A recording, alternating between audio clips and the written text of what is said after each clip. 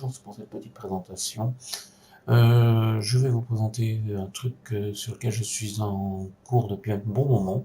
Donc là, j'ai choisi une sauvegarde un peu ancienne pour que vous puissiez un peu voir ce qui s'est passé depuis. Le scénario s'appelle The Flight Trip, c'est-à-dire le voyage de la mouche, parce que en fait, je suis parti à partir d'un respawn ship que j'ai créé, qui s'appelle la mouche. Et le but étant de construire un vaisseau, un gros vaisseau, de façon à pouvoir m'extraire de ce coin de l'espace. Donc voilà, nous sommes à bord de la Mouche, qui est le vaisseau de départ. Je vais déjà un peu remettre de l'oxygène parce que j'en ai besoin.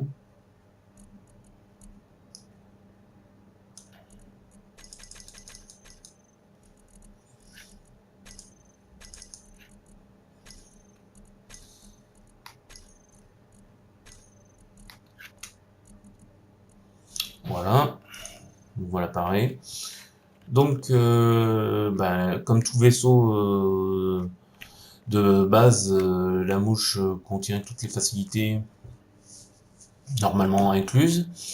En plus, elle a deux générateurs de gravité. Deux générateurs de gravité qui lui permettent d'une part soit de marcher comme cela, soit d'être utilisé pour forer manuellement et récupérer le minerai d'une manière beaucoup plus simple que avec la touche T. Nous allons faire le tour de... Voilà. Donc,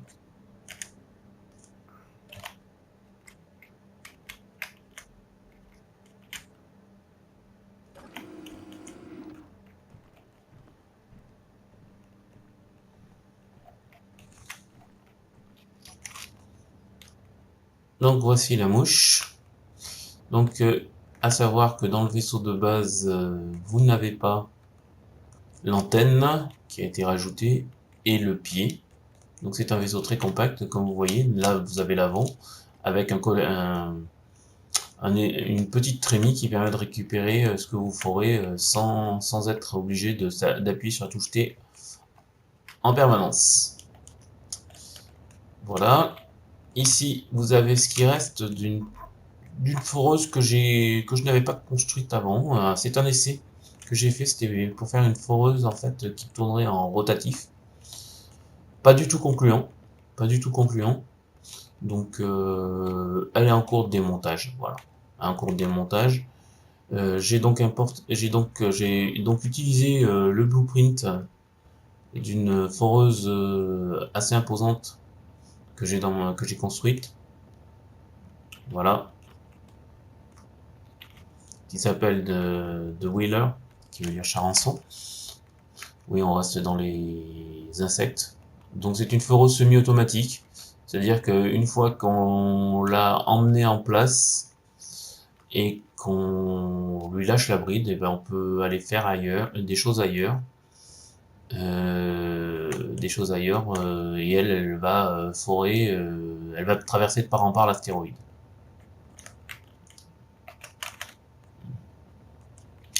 Ici, j'ai fait un petit changement avec un piston qui sort de façon à venir plus facilement récupérer les minerais. Et là, en cours, un trieur, de façon à ce que cet éjecteur m'éjecte exclusivement tout ce qui est caillou, parce que j'ai pas besoin de garder de la pierre. De la pierre, on en a à revendre. Voilà, donc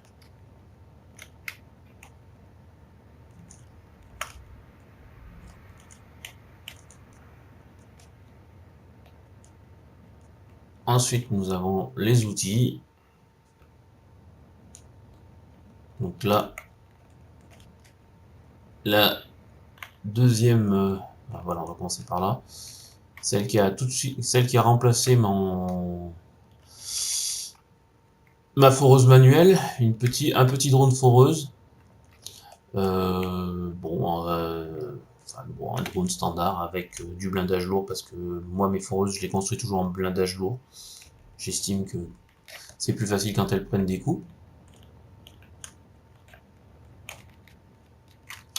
Ici, la première petite foreuse automatique qui va être... ces deux foreuses vont être détruites dans un avenir relativement proche.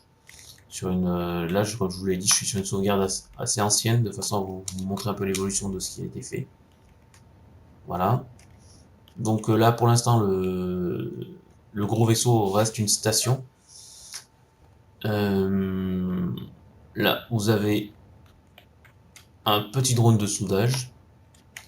J'aime, enfin voilà, donc c'est un design très minimaliste, ce qui me permet de passer à peu près partout.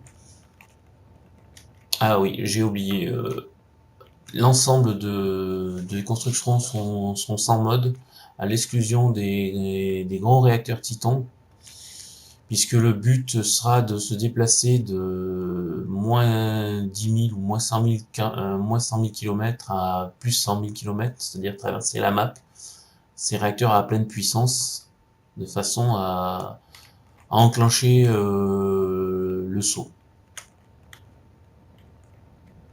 Donc là, nous avons le petit frère de l'autre drone, qui est une meuleuse.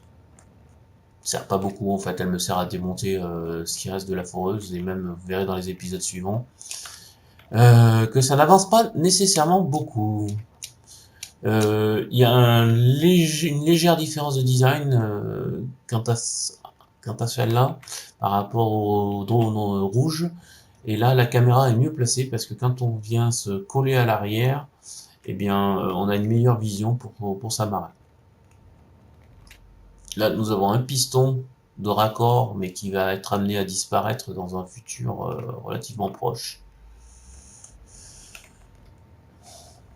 Là, donc nous sommes sur le début de la construction du vaisseau. Quelques containers. Je sais plus s'il va y en avoir plus ou pas, si quelques-uns. 4 raffineries. Sur l'avant, nous allons avoir les blocs puissance, c'est-à-dire 6 gros réacteurs, puisque en fait j'ai fait le calcul, les gros réacteurs Titan, chaque réacteur Titan consomme à pleine poussée l'équivalent d'énergie de 2,5 gros réacteurs. Donc il m'en faut déjà 5 pour faire bouger le vaisseau à pleine puissance, plus un réacteur qui sera là pour l'ensemble des autres sous-systèmes. Donc à aujourd'hui, enfin sur cette sauvegarde, sont prêtes, sont faits l'AB de travail, qui en fait s'est révélé pas très utile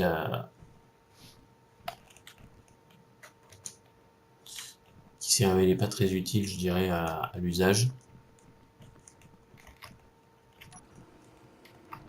Voilà, nous allons monter dans la seule partie pressurisée du vaisseau. Enfin, je sais pas, je sais même pas si dans cette partie, dans cette sauvegarde, elle est déjà pressurisée. Ouais, je pense.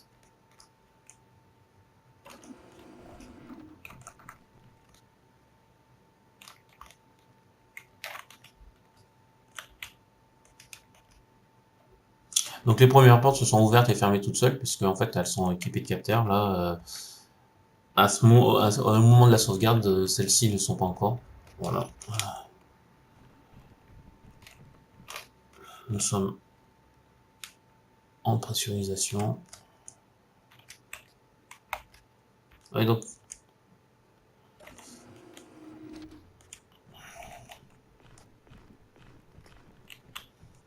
de toute façon, au final, il va y avoir pas mal de couloirs.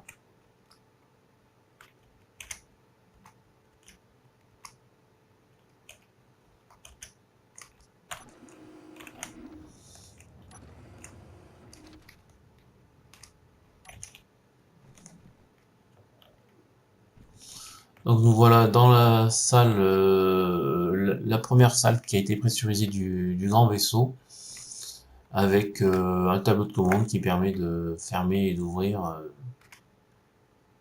la baie d'amarrage. Il est en mode ouverture. Bon, ça va servir à rien puisqu'il est déjà ouvert. Donc un peu plus tard, je vais subir la mise à jour des drones.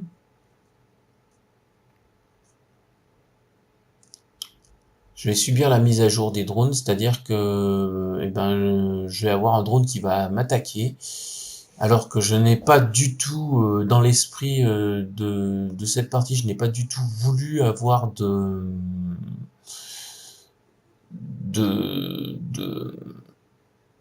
d'attitude guerrière ou quoi que ce soit, donc tous les vaisseaux sont désarmés. Donc écoutez, il y aura quelques dégâts par-ci par-là qui vont me conduire justement à détruire les petites foreuses, construire d'autres éléments.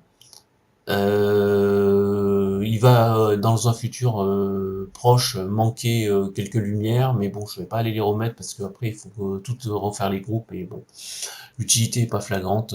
Vous avez vu que ça clignote beaucoup déjà. Donc voilà pour ce rapide petit tour. Si la vidéo vous a intéressé, si vous avez des questions, je vous tiens à votre disposition pour vous répondre. Merci, au revoir.